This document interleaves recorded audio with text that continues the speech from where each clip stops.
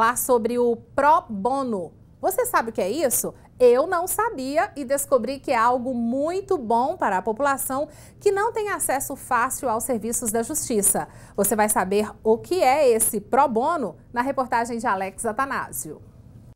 Mesmo previsto na Constituição, nem todo brasileiro tem acesso à justiça e ao poder judiciário.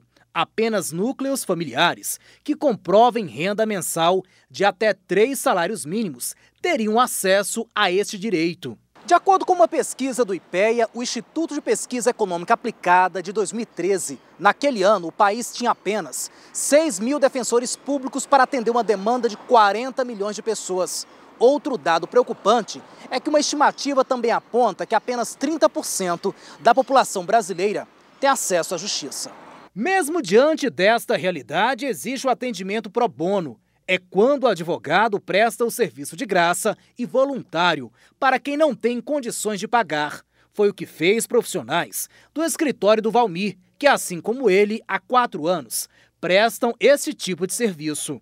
Foram situações de vulnerabilidade econômica, social e familiar, como o caso de uma funcionária de uma empresa que havia contraído o vírus da AIDS pelo marido e, ao descobrir, o marido ainda a violentou, abandonou o lar com 2 crianças e deixou numa situação de extrema vulnerabilidade ao ponto que houve o corte do fornecimento de água e de energia.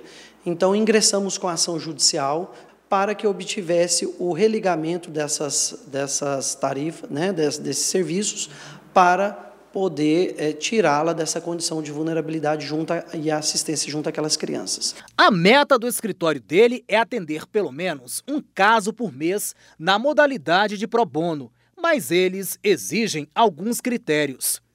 O primeiro é a situação de vulnerabilidade, tem comprovada vulnerabilidade financeira, e não só isso, como também a situação de vulnerabilidade social, a situação de vulnerabilidade familiar. E o segundo critério, que também é muito importante, é a questão da urgência, né? Se constata uma situação premente, de uma necessidade muito urgente, nós também adotamos o critério da urgência.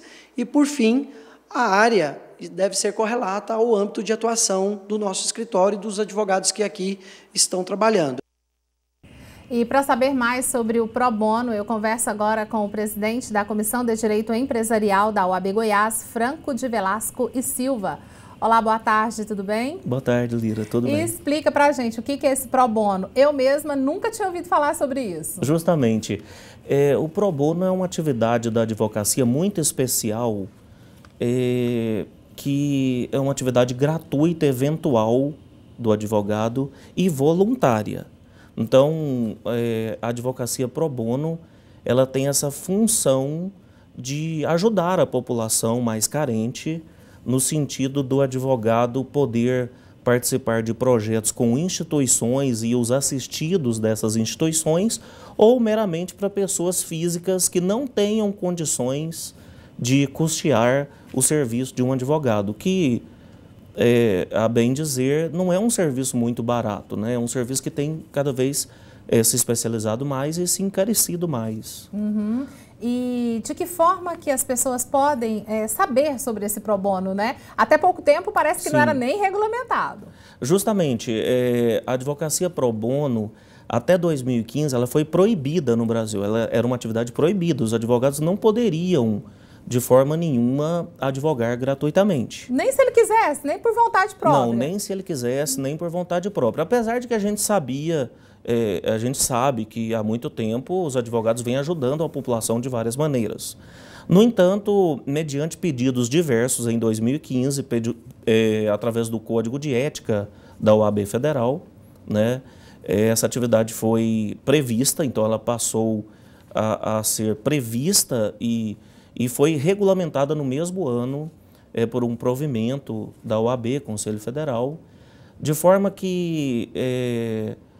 essa atividade hoje é uma atividade que vem renascendo, vamos dizer assim, no meio da advocacia. E isso tudo é porque o advogado ele é essencial para que o acesso à justiça aconteça. Com certeza. Então, tanto para as instituições que são não econômicas, ou seja, que não visam o aspecto econômico primordialmente, quanto para os seus assistidos, quanto também para pessoas físicas que têm essa necessidade, elas podem estar procurando um advogado da sua confiança para verificar se ele tem essa disponibilidade, que é eventual, né, de fazer essa prestação de serviço. E até tem uma questão bem específica sobre a advocacia pro bono também interessante. O advogado que presta serviços de forma gratuita, eventual, pro bono, ele não pode depois ser remunerado pela mesma atividade. O provimento da OAB, Conselho Federal, proíbe. Então, inclusive, ele fica impedido de cobrar dessa pessoa que ele prestou serviço. O combinado é o combinado. Se é de graça, é de graça. Se é de graça, é de graça. Então, ele fica impedido, inclusive, por 3 anos, segundo o Conselho Federal da OAB. Eu queria que o senhor explicasse para a gente qual que é a diferença, porque às vezes a pessoa confunde com defensoria pública. Sim. Porque defensoria pública também é um trabalho da justiça, é de graça, mas tem aí toda a estrutura do Estado. E a advocacia pro bono é diferente. Um pouquinho diferente. O que ocorre é que as defensorias públicas dos estados e da União, elas estão estruturadas no Brasil para oficialmente os seus advogados, que são os defensores públicos, né, prestarem serviços diversos, jurídicos à população carente, à população necessitada.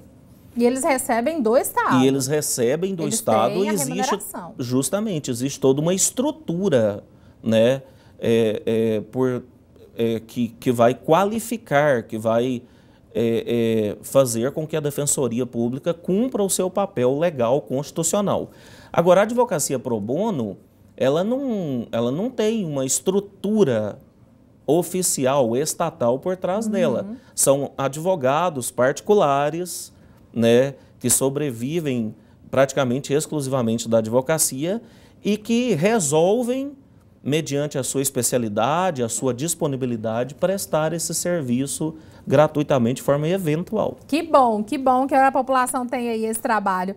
Muito obrigada pela presença e por explicar isso aí pra gente, porque eu acho que muita gente não conhecia esse trabalho que vocês realizam, que os advogados, no geral, alguns deles realizam. Obrigado, eu e a OAB está à disposição para esclarecer através da Comissão dos Advogados Voluntários. Que bom, que bom. Só entrar em contato com a OAB. Sim. Qualquer dúvida aí, só entrar lá. Muito obrigado. Eu conversei agora com Franco de Velasco e Silva, ele que é presidente da Comissão de Direito Empresarial da OAB Goiás.